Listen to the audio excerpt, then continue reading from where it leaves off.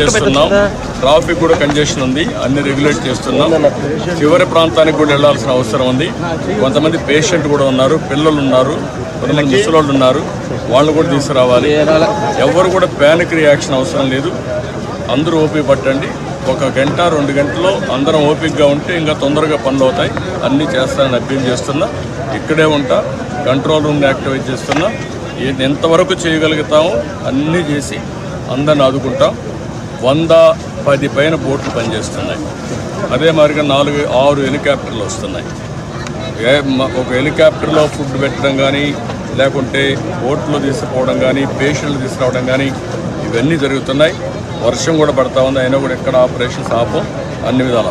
Sir, ప్రకాశం barrage 69 gate దగ్గర బోట్లు కొట్టుకురావడం ఏమన్నా కుట్రే ఉందా? ఇవన్నీ ఇప్పుడు నేను అవన్నీ మాట్లాడను. ప్రతి ఒక్కదానికి మనం అవన్నీ మాట్లాడడం కరెక్ట్ కాదు.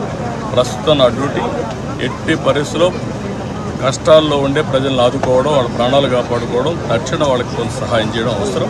అదే చేస్తాం. ఇంకా కూడా మనకు ఓవరాల్గా అక్కడే ఉంది 11,40,000 క్యూసెక్స్ ఆఫ్ వాటర్ వస్తుంది. అది ఎప్పుడు రానంత